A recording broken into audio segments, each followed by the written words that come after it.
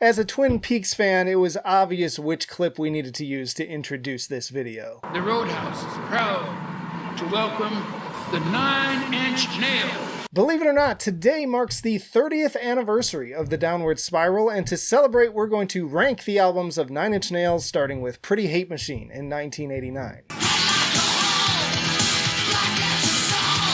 These days, I feel like fewer fans spend time with this album given its more 80s synth pop influences, but there's a reason I still keep it on the wall, front and center, right here, and have since my very first Facecam video. And in spite of the more retro sound, I don't think it's any less aggressive than the albums to come. In fact, in some ways, I think it's one of their most rebellious and pissed off sounding records, even if it might not feel quite as dark. Incredible track listing here, especially for a debut. Leading off was still one of my personal favorite singles from the band, Head Like a Hole. What a legendary synth line, accompanied by all of the layered sound elements and driving distorted guitars on the chorus. Try not to sing along with this one. Then you've got this seriously bitter, terrible lie with more earworm synth, Down in It with its clear Skinny Puppy inspirations, and the deeply infectious Sin. But also more restrained moments like Sanctified and the tragic Something I Can Never Have. I've also always loved The Only Time, especially blasting that line about the devil wanting to fuck Trent in the back of his car. Legendary stuff. If it's been a while or you skipped it, do yourself a favor and put this one on, especially with all of the 80s nostalgia stuff getting big again. It might hit different, so I'm putting this one at fantastic. Then we have the Broken EP in 1992.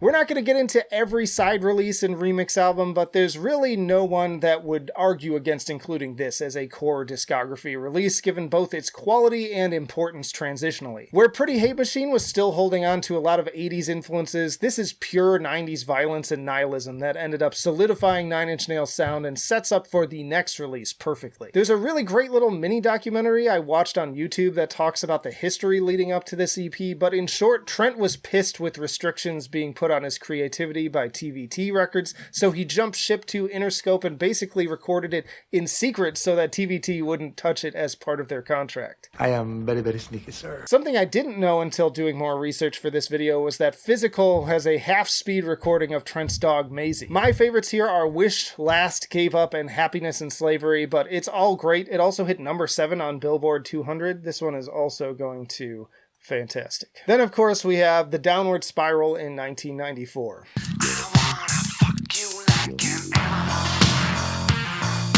I can't believe it's 30 years. I feel like this is one of those what even needs to be said kind of albums. Obviously, this is going to be high on the list and is probably broadly considered to be the best album by most fans, and I really do think it is a masterpiece. Just the epitome of darkness and decay, and yet it was also a huge commercial success. Like, man, do I miss the days when a song like Closer could get regular radio rotation and hit number 41 on Billboard Hot 100, with the record itself hitting number 2. Those were the days, eh, album? And then outside of obvious picks like that and the heartbreaking Closer Hurt, there are tons of other bangers here like Mr. Self-Destruct, Heresy, March of the Pigs, The Becoming, I Do Not Want This, and Reptile. Really no bad songs, and they all contribute perfectly to the overall flow of the record. Here we are 30 years later, and it's still every bit as impressive to me as it was back then. In fact, it's been a long time since a record has truly had the same level of impact on me. Definitely one of those albums that got me where I am today on this channel, and I have to again give big thanks to the state of where mainstream airplay was at the time, that an 8-year-old like me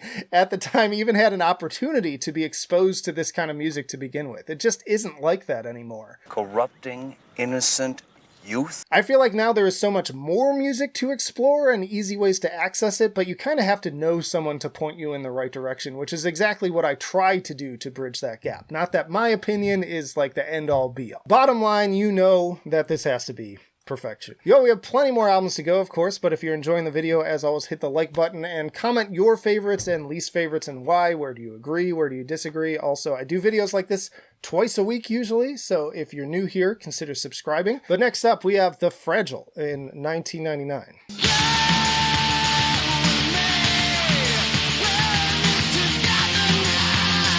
I normally hate double albums, as in my opinion most bands who attempt them don't have nearly enough to say to fill the time, but this is easily one of my very few exceptions, right up there with the Smashing Pumpkins' Melancholy and the Infinite Sadness. In fact, as much as I love the Downward Spiral, I would go so far to call this Trent's true magnum opus. Over an hour and 44 minutes, and every second takes us on a journey through such an incredible variety of soundscapes, from the trademark ascending guitar hooks and infectious beats of Somewhat Damaged to the final haunting notes of Ripe with Decay. And yet it all flows together so seamlessly without a single dud to show for it. I could hear any one of these 23 songs and it would make me want to play the whole thing all over again. But personal favorites for me include The Frail, We're in This Together, No You Don't, Into the Void, and The Mark Has Been Made. Props for all those 2000s movies and trailers that used that song in them too. I actually like this one slightly better than the Downward Spiral overall, so it is also going to perfection. I want to pause here to discuss some of my favorite B-sides from this band too. We've got the Quake soundtrack, the original, which was another heavy impact on my childhood. I remember playing that game. I knew nothing about Nine Inch Nails at the time, and I guess that was kind of like my first introduction to Trent's music without even knowing it, kind of subconsciously, and I still love playing that game too. It just sets up the atmosphere perfectly. Also love the cover of Dead Souls from the Crow soundtrack. The New Flesh and Metal are great singles. The Perfect Drug from the Lost Highway soundtrack. Deep from the Tomb Raider soundtrack. The Ninja Track sampler for the 2009 Jane's Addiction tour, which is pushing a little bit more forward, but I digress. I'm Afraid of Americans with David Bowie is a total bop. And possibly my favorite Nine Inch Nails song ever, Burn, from the Natural Born Killers soundtrack.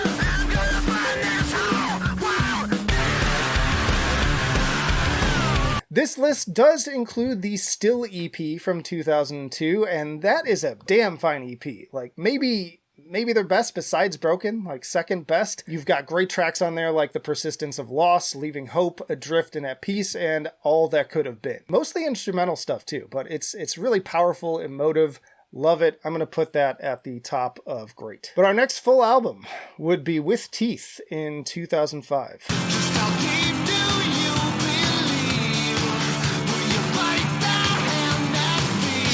So picture me a huge Nine Inch Nails fan all through high school, now in college, and the band starts hyping the heck out of this album and dropping new singles. You'd better believe this instantly became my most anticipated day of the year to go pick this up. There's no way this band could miss because they have such a spotless track record at this point. So then I picked this up with friends at the downtown Best Buy, and I vividly remember being in the backseat of the car. We pop it in the stereo, and I met with All the Love in the World. What is this crap? Now, as I said in my bands that used to be my favorites and most disappointing albums videos, I was extremely let down. It just felt so watered down and kind of lukewarm and just really chill. There was no real aggression to it. That said, I was able to appreciate it for what it was, even if it wasn't what I wanted. Some personal favorites on this one, You Know What You Are, With Teeth, Getting Smaller, Only, and of course The Hand That Feeds, super catchy single. I just think it's a little bit too poppy for my taste overall. I'm not in love with the production either. This one landed at good for me. Then we got Year Zero in 2007.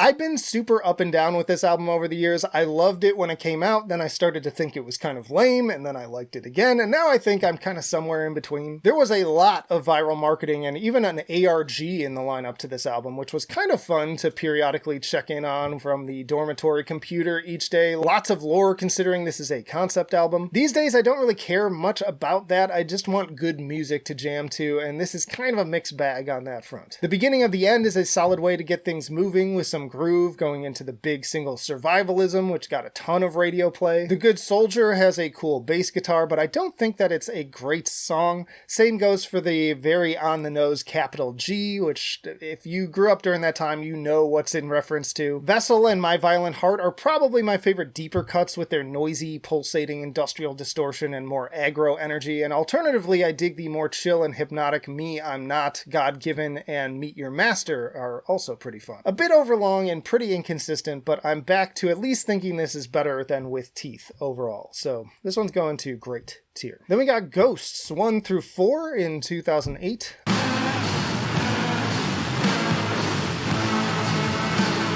At this point, I was still a pretty diehard must-buy every physical copy of the album kind of guy for this band, so I listened to this quite a lot, and it's still up there on my shelf. Almost 2 hours of instrumental and ambient works that I find to be pretty captivating. Really solid work here on par with a lot of my favorite 90s instrumental moments, and again, the Still EP, while also alluding to future directions Trent would go with his soundtrack work. In fact, some of these songs were even reworked for The Social Network. Personal favorites here are hard to highlight since the tracks are all numbered and not titled, but 1, 3, 4, 7, 9, 10, 13, 16, 19, 21, 24, 27, 29, and 35, which for sure was turned into a familiar taste for The Social Network. Even more impressively, it all flows together strangely well and is probably my favorite instrumental album to put on in the background next to the Silent Hill soundtrack. So this one actually went all the way up to fantastic. Then we got the next kind of proper LP in The Slip in 2008.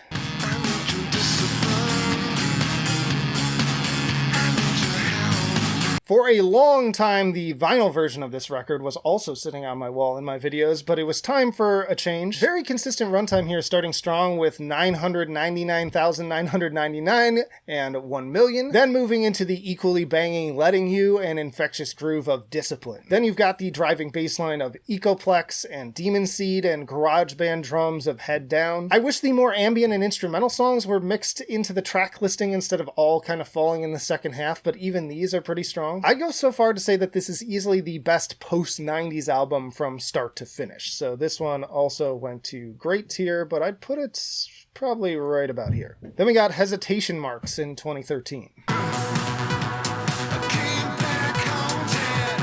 I have always hated this album, no matter how many times I go back to it hoping for a different result. Copy of A is actually thematically the perfect way to kick things off, as it sums up how I see this album. A faded copy of their better material. I do really enjoy I Came Back Haunted, really solid playlist track, and maybe even the last truly great Nine Inch Nails single, in my opinion. I actually remember hearing it premiere on the radio for the first time during a drive from Memphis to Chicago, and it got me hyped again, but I ended up being let down by the record. There are a few other half-passable tracks like All Time Low, Disappointed, Satellite, and Into, but for the most part, I just find this to be a total snore, and some of these tracks outright annoy me, like Everything, which feels like a shitty attempt at The Cure. This is also their only release on Columbia Records, not sure if that is relevant or not to the final outcome here, but yeah, this one landed at okay. It's maybe my least favorite. Frankly, if we were including his soundtrack work for David Fincher, especially on The Social Network, I would put that much higher than this. That's the side of this later career that I've been enjoying so much more.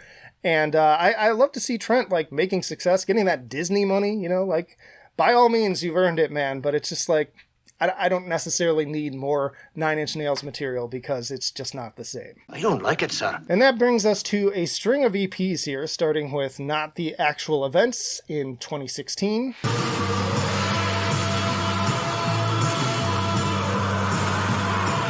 I find Trent's vocal performance on Branch's Bones to be very annoying, and frankly it sounds lazy and thrown together. Dear World is pretty good though, getting some Daft Punk Tron soundtrack vibes. She's Gone Away is also decent, creepy, hypnotic atmosphere, though if I'm being real, I think I mostly like it in association again with its performance in Twin Peaks Season 3. The Idea of You does a good job balancing headbanging guitars and tension-building keys, and then fairly strong closer with Burning Bright giving me some The Fragile vibes. I'd say of these, I probably enjoy this one the most, so I think I still put it at great tier right on the end of it though. Then we got Add Violence in 2017.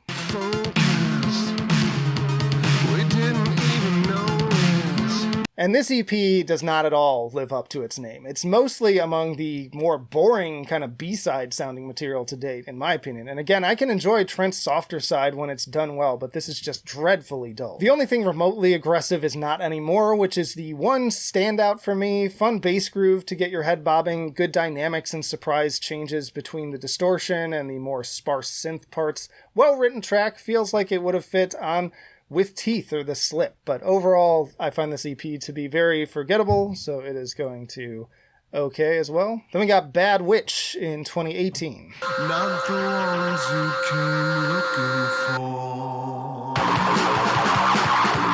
This starts off pretty promising with Shit Mirror and Ahead of Ourselves, which are both solid enough single-worthy tracks. But then it devolves into a kind of like pretty disorganized batch of EDM, house, and ambient music. I do appreciate the kind of Kid A brass elements on Play the Goddamn Part and very early Skinny Puppy sounding beat on Over and Out, but aside from that, the latter is also a pretty boring track. Trent cited David Bowie as an influence, especially his final album Black Star, which I can definitely hear.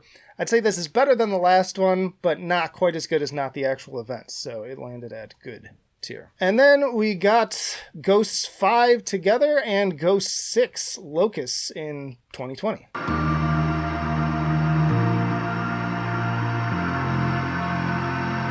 I'm going to cover these two together since they were released simultaneously. Definitely similar vibes as 1 through 4, but I don't necessarily find these tracks to be quite as memorable or engaging on their own. Many of them are written on the longer side in contrast to the more focused compositions of the previous outing, and a lot of them also feel a bit more experimental. I do like they at least have formal track names here instead of just numbers, with some standouts being Apart, Your Touch, Around Every Corner, Run Like Hell, and Really Bad Night. Also need to hear the brass additions here in particular, because I think Trent was probably becoming more comfortable with doing this because he was also working on Pixar's Soul around the same time, which was centered heavily around jazz. Again, good on Trent for getting that Disney bag. I don't think 90s me would have ever believed that the Fuck You Like an Animal guy would score a House of Mouse kids movie. But hey, I hope he lives it up with those paydays. Again, I think he's earned it, but yeah, these are going to good tier for me. Y'all check out this playlist for more industrial metal videos, or this one for more alternative rock rankings, but that'll do it for now. Flight of Icarus signing off. I will see you in the trenches.